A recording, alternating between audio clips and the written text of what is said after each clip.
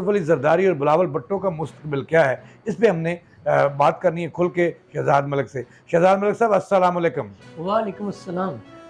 मलिक साहब ये बताइए कि जहांगीर तरीन बहुत मुतरक हुए हैं और बहुत सारी दुनिया और भगौड़ों को साथ मिला रहे हैं, और हालांकि हकीकत यह है कि जहांगीर तरीन साहब खुद नाहल हैं, सियासी किसी किस्म की वो सियासी जमात बनाने के काबिल हैं। ये क्या उनकी ये चाल क्या है कि जो बंदा नाहल है क्या वो सियासी जमात बना सकता है और लोगों को अपनी छतरी के नीचे जमा कर सकता है? कैसे देखते हैं इसको? जी, ऐसा पहली बात तो ये है कि आपको याद होगा कि जब 2018 के इलेक्शन हुए थे, ये जो लोग आजकल तरीन साहब से राब्ते में हैं या जो उनसे मुलाकातें कर रहे हैं, आपको याद होगा ये सारे वो लोग थे जिनको तरीन साहब अपने जहाज़ में रोज़ाना की बुनियादों पर बिठा करके बनी गाला लेकर जाया करते थे। तो तब इमरान खान साहब ये कहा करते थे कि आज एक और विकेट गिर गई, एक और विकेट गिर गई। एक तो पहलू उसका ये है, ये हवाला देने का मुझे ज़रूरत इसलिए पेश आई, ये वही लोग हैं जो तरीन साहब के ज़रिए से पीटीआई में गए थे। अब आप ये कह लें कि वो तरीन साहब से राब्ते नहीं कर रहे, उनकी जो असल जमात है जो कि तरीन साहब की वजह से बनी थी या तरीन साहब की वजह से वो आप कह लें कि पीटीआई का हिस्सा थे, वो अपनी असल पार्टी कह लें, असल लीडर कह लें, असल शख्सियत कह लें, वो उसके पास आ गए हैं। अब आपने सवाल किया कि उनकी नाअहली ख़त्म हो सकती है या नहीं। अभी ये जो हालिया जो आपकी जो अमेंडमेंट हुई है उसके नतीजे में आपको भी इसका इल्म है, मुझे भी ये इल्म है कि वो नाअहली का जो कानून जो है वो मौजूदा पीडीएम की गवर्नमेंट बनाने जा रही है,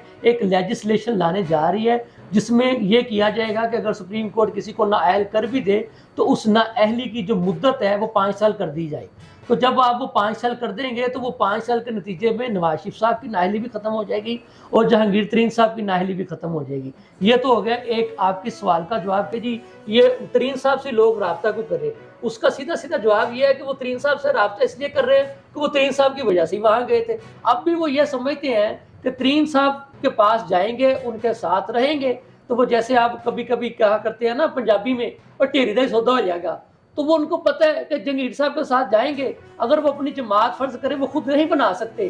तो जुबैर साहब आपको याद होगा आपके बहुत अच्छे पॉलिटिकल दोस्त हैं वो कि इस वक्त वो भी एक मीडिया टाइकॉन बन गए हैं, जनाब अब्दुल अलीम खान साहब। बुनियादी तौर पर वो है तो एक पॉलिटिशियन ही ना। तो आप ये बात क्यों बोल रहे हैं कि इस वक्त चले फिलहाल तो जहांगीर तरीन साहब नहीं, यानी कि नाअहली उनकी खत्म नहीं होती तो अब्दुल अलीम खान साहब जब तक जो है वो उस पार्टी के सरपरस्त बन जाएंगे। और आपको पता है कि जहांगीर तरीन साहब और अब्दुल अलीम खान साहब जब ये पीटीआई में भी थे तो ये दोनों इकट्ठे थे, दोनों को मतलब यही कहा जाता था कि ये यकजान दो कालिब है। अच्छा, यानी कि उस वक्त तक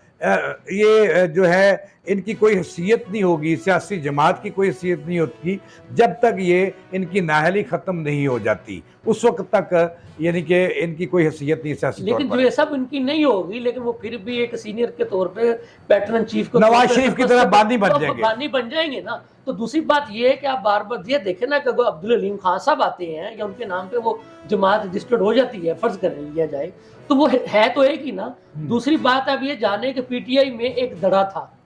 और वो उस दड़े में जहां अलीम खान साहब और जहांगीर तरीन साहब शुमार होते थे, उसी दड़े में परवेज़ खटक साहब भी शुमार होते थे। अब आपने देखा होगा कि परवेज़ खटक साहब ने भी इमरान खान साहब से राहें जुदा कर ली हैं और आने वाले वक्त में आप देखेंगे कि जैसे तरीन साहब के जो मुतल्लिक जो खबरें आ रही हैं ना कि वो एक नई पार्टी बनाने जा रहे हैं, या हम ख्याल ग्रुप कह लें या फारवर्ड ब्लॉक कह लें, ये मैं आपको दावे से कह रहा हूँ कि परवेज़ खटक साहब भी आपको उनके साथ नजर आएंगे। नहीं तो फिर वो शाह महमूद कुरैशी साहब जो जिनको अपना सियासी पॉलिटिकल वारिस जमात का पीटीआई का इमरान खान ने मुकर्रर कर दिया है, तो पलड़ा भारी किसका है कि लोगों को शाह महमूद कुरैशी की तरफ जाना चाहिए जो इमरान खान के नुमाइंदे हैं और उनके वाइस चेयरमैन हैं, अब चेयरमैन ने बनने जा रहे हैं, या जहांगीर तरीन की तरफ,